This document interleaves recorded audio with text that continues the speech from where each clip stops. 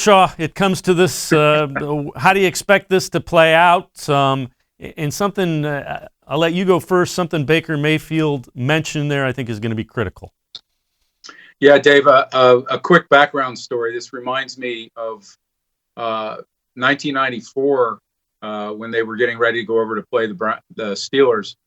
And I unwittingly walked into an early morning show here in Cleveland on Channel 5, I believe, in which they had already built bleachers in the studio, and they had Browns fans in there at like 7 a.m. And they had so this is going to shock you, Dave. Some of them had been drinking all night.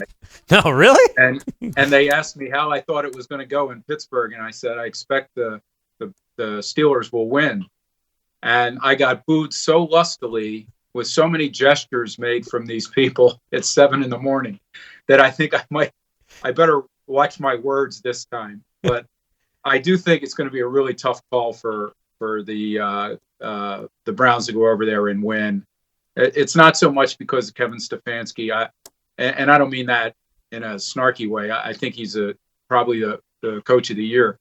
But I think you can fill in with some other coaches who know what they want to do offensively as well as close to as well as he.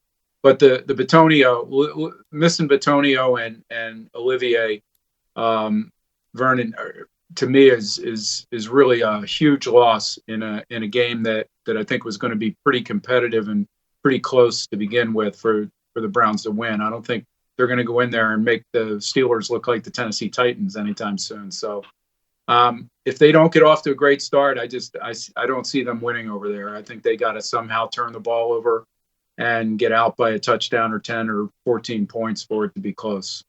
Yeah, that's kind of where I was going, and I have no idea why I feel this way. Logic tells me you're crazy. I think some way they're going to turn the ball. They're going to get a couple turnovers, +1, +2 in the turnover thing. And if they get out to a lead, I think they'll be able to run the ball a little bit on the Steelers. And I'm still not convinced that Ben Roethlisberger of the second half of the Colts game is the Ben Roethlisberger that you're going to see. If you see that Ben Roethlisberger, Browns are going to lose. If you see the Ben Roethlisberger that played the Bengals or the Redskins or the Washington football team, sorry, almost did that, I think the Browns have a chance to win this.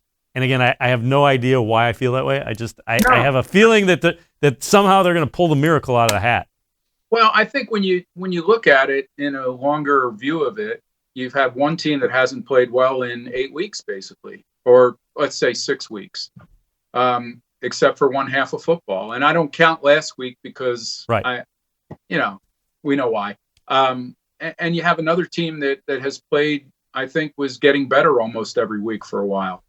And I like what Mayfield is doing right now. And I know that his accuracy isn't up to everybody's expectations and hopes in some parts of some games. But I just think he's that guy that could walk into a place like that and think that he's going to shock the world and stand there and tell everybody how he woke up feeling dangerous again. And I know you can't put a lot of stock in attitude, but with this team and with the way this coach has gotten them ready to play every week, I wouldn't put it past them to go in there and upset them. But if I had to pick it, I would pick the Steelers in a close game.